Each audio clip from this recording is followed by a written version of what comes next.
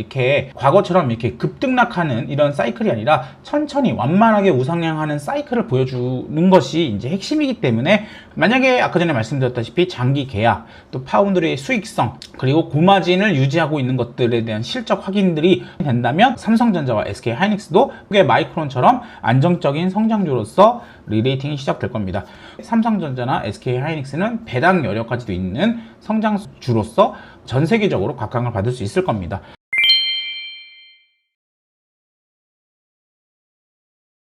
안녕하세요, 투자버튼입니다. 오늘은 그 삼성전자가요, 역대급 실적이 발표됐습니다. 바로 분기 실적이요. 분기 실적이 무려 57조를 돌파하면서 역대급 영업이익을 뽑아냈습니다. 얘기로는 삼성전자가 전 세계 영업이익 1위 기업이 될 수도 있다라는 얘기가 나올 정도인데요. 사실 이렇게 좋은 영업이익을 보여줬음에도 오늘 주가 자체는 하락을 했는데, 이게 과연 말이 되는 상황일까라고 많은 사람들이 의아해했습니다. 근데 오늘 하락했던 이유, 그리고 지금은 어떻게 삼성전자를 봐야 할까에 대해서 제 관점을 솔직하게 말씀드리도록 하겠습니다. 오늘도 영상 끝까지 봐주시기 바랍니다. 삼성전자 차트를 한번 보겠습니다. 삼성전자 차트가 보시면요, 오늘 장중에 6% 이상 상승을 했다가 다시 다 빠지면서 음봉 마감을 했습니다. 사실 역사적 영업이익을 내줬는데도 불구하고 좀 많이 빠진 거에 대해서 사실 이건 애널리스트나 아니면 이런 전문가들도 사실 예상하지 못했을 거예요. 영업이익이 30조, 40조 나온다라고 막 했기 때문에 57조는 우리가 생각했던 영업 예상치보다 거의 뭐 30%, 40% 이상 잘 나온 거에도 불구하고 굉장히 주가는 하락을 했고요. 지금 보시면 지금 나와 있는 이런 전망치들, 200조 나온다, 260조 나온다, 이런 전망치들이 다 갈엎어지고 있습니다. 300조, 350조까지도 얘기가 나오고 있고, 그렇기 때문에 지금 삼성전자가 1115조지만 영업이익 300조, 350조를 생각한다면 멀티플 4밖에 받고 있지 않죠. 이렇게 싼 기업인데도 불구하고 왜 주가가 빠졌을까라고 했을 때, 결국은 시장은 이 실적이 다음 분기에도 계속 반복될 수 있냐라고 물어보고 있는 겁니다. 그래서 우리가 관전 포인트, 이 삼성전자의 관전 포인트를 두 가지로 보셔야 되는데요. 첫 번째는 장기 계약에 대한 성과가 나와야 됩니다. 지금 이제 시장이 기대하고 있는 거는 고마진을 유지할 수 있게 빅테크들이 장기 계약을 하겠다라는 것들을 기대하고 있는데요. 계약을 한다라고만 나왔지 아직까지 이제 실질적으로 발주나 이런 것들이 나오진 않고 있죠. 그래서 결국은 뭐 나오겠지만 이것들에 대한 성과들을 2분기에 다시 한번 확인을 하고 싶어 하는 겁니다. 이런 장기 계약을 함으로써 뭐 영업이익이 뭐 50% 정도 나왔지만 50%를 계속 유지할 수는 없더라도 영업이익이 30%, 40%를 유지만 할 수 있다고 하면 삼성전자 같은 반도체 기업들의 레벨업이 됐다는 걸 확인할 수 있거든요. 이것들이 지금 1분기 실적만으로는 아직은 확인 못하겠다라는 거겠죠. 그래서 우리가 2분기 실적까지도 올해 1분기 실적 나온 만큼 뭐 영업이익이 40%, 50%가 나와준다고 한다면 당연히 이런 의혹들은 해소가 될 거겠고요. 두 번째로는 이제 파운드리 수익성이 이제 확인이 되겠죠. 미국에 짓고 있는 오스틴 팹에서 테슬라 칩 같은 걸 만들어주고 있지 않습니까? 그래서 이런 것들이 이제 실제로 수주를 받고 테슬라뿐만 아니라 다양한 빅테크들의 칩들을 수주하면서 아픈 손가락인 빈메모리나 파운드리 쪽도 이제 실적이 확인이 되면서 적자에서 벗어나서 이제 흑자까지 넘어가게 되면 그때부터는 이제 삼성전자의 체급이 완전히 달라지게 된다라는 것이고요. 사실 이런 것들은 시간이 지나면서 확인을 할 수밖에 없습니다. 지금 당장 이 시점 하나 가지고서 이것이 될 거다 안 될 거다라고 나눌 수가 없고요. 2분기 실적을 보면서 또 2분기 실적이 나오기 전까지도 뭐 장기 계약이라든지 파운드리 쪽에서 좋은 호재가 나올 수도 있겠고요. 전쟁이 끝나면서 램 가격이 여전히 이제 상승세를 유지한다든지 이런 다양한 이 팩터들이 복합적으로 확인이 되고 나서야 저는 이제 역사적 고점인 22만 원을 돌파하고 뭐 30만 원대까지 날아갈 수 있다고 볼 수 있겠고요. 어차피 지금 이 시장 시선은 삼성전자를 PBR로 보는 시클리컬 기업으로 보는지 아니면 이거를 실적 성장주 PER 기업으로 봐야 될지를 보고 있는 건데요. 그동안 삼성전자의 이 실적 등락폭이 엄청 크지 않습니까? 밑에 하단을 보시면 재무 차트인데 보시면 매출액이 이렇게 확 올랐다가 빠지고 확 올랐다 빠지고 이런 것들이 바로 시클리컬 기업의 특징이거든요. 그러다 보니까 사람들이 이런 시클리컬 기업에는 성장주의 멀티플을 주지 못하였는데, 이번에는 이 매출 사이클이 이렇게 우상향한다, 기복 없이 우상향한다 라기보다도요, 보시면 이 사이클의 등락폭이 줄어드는 모습을 보여질 겁니다. 이렇게 과거처럼 이렇게 급등락하는 이런 사이클이 아니라 천천히 완만하게 우상향하는 사이클을 보여주는 것이 이제 핵심이기 때문에 우리가 이런 관점이 바뀌는데 시간이 좀 필요하다고 볼 수 있겠고요. 만약에 아까 전에 말씀드렸다시피 장기 계약, 또 파운드리의 수익성, 그리고 고마진을 유지하고 있는 것들에 대한 실적 확인들이 된다면 삼성전자와 SK하이닉스도 마이크론처럼 안정적인 성장주로서 리레이팅이 시작될 겁니다. 거기다가 이제 우리가 배당 확대 얘기도 하고 있죠. 우리나라는 이제 주주환원이 이제 강해지고 있으니까요. 그렇게 되면은 다른 빅테크들은 지금 투자를 하다 보니까 배당을 주지 못하고 있는데 삼성전자나 SK하이닉스는 배당 여력까지도 있는 성장주로서 전 세계적으로 각광을 받을 수 있을 겁니다. 그리고 이제 하반기에 가면 뭐 삼성전자도 이번에 ADR 얘기를 했는데 ADR도 나올 거고 또 레버리지 상품도 나오겠죠. 그리고 여기서 이제 추가적으로 좀 더 말씀드리자면 배당이 늘어나는 건 사실 저는 좋지는 않습니다. 왜냐면 이 투자를 해야 되는 기업이 배당을 하게 되면 투자 여력이 줄어들 수 있기 때문에 이 부분은 배당을 조금 준다고 해서 너무 아쉬워하진 않으셔도 돼요. 왜냐면 배당을 조금만 주더라도 사실 그걸 가지고서 더 투자를 하고 AI 시장의 선도 기업이 되는 게 더 중요하기 때문이겠죠. 차트를 보시면요, 방금 말씀드린 것처럼 실적의 사이클이 이렇게 급등락이 반복됐었는데 앞으로는 어떻게 된다? 급등하는 건 아니지만 이렇게 완만하게 우상향할 수 있기를 우리 시장이 바라고 있는 거겠고, 역시나 이런 것들이 확인이 된다면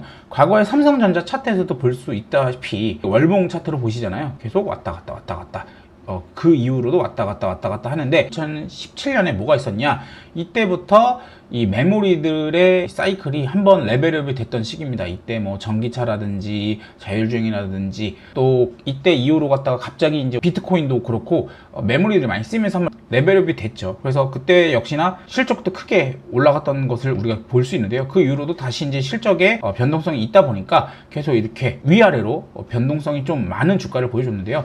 최근에 이제 주가들은 급등을 하긴 했지만 이 실제역의 사이클이 안정화가 된다면 과거의 이런 변동성보다는 이렇게 천천히 우상향하는 모습을 보여줄 수 있겠다라고 말씀을 드릴 수 있을 것 같습니다. 그래서 제가 보기에는요, 과거에 최근 차트를 보셨을 때도 비슷한 모습을 보여줬는데 결국은 작년 7, 8월 달 이후 삼성전자가 8만원에서 10만원 갈 때도 똑같은 차트였습니다. 뭐냐, 삼성전자가 정말 변하는 거 맞아? 라고 하면서 급등을 한 다음에 2달 정도 숨고르기를 했습니다. 숨고르기를 하면서 뭘 했느냐, 결국은 실적이 잘 나오는지를 확인했던 거거든요.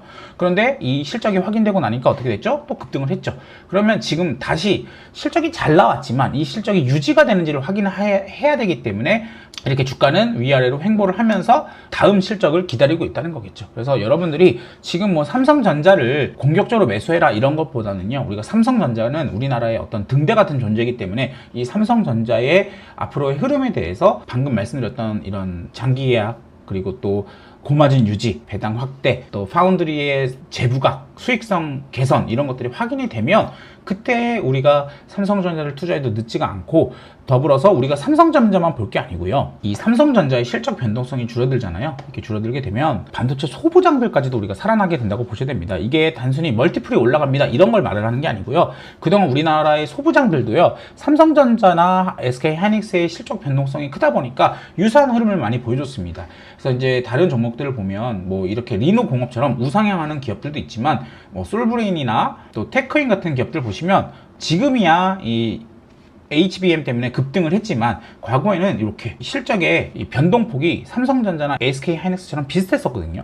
대장인 삼성전자의 실적 변동성이 줄어들게 되면 결국은 이 원청의 이익 변동성이 줄어든 거잖아요. 그렇게 되면 하청인 벤더사들의 이 실적치들도 과거에 비해서 더 안정적으로 나올 수 있다는 거겠죠. 그래서 안정적으로 발주도 나오고, 이런 안정화된 경영 상황에서는 이게 급등락이 심하지가 않기 때문에 기업들도 좀 더 큰 그림을 보고 투자를 할 수 있고, 또 안정적인 실적 그리고 배당까지도 확대를 할 수 있다라는 점이겠죠. 앞으로 삼성전자도 보셔야 되겠지만 삼성전자가 아까 전에 말씀드렸던 아이디어대로 움직인다면 소부장들도 보셔야 되겠고, 당연히 이제 저는 소부장에서 높은 성장성을 가진 종목들, 급등하는 종목들도 너무 좋지만 저는 기본적으로 이제 안정성을 기반한 성장주 좋아합니다.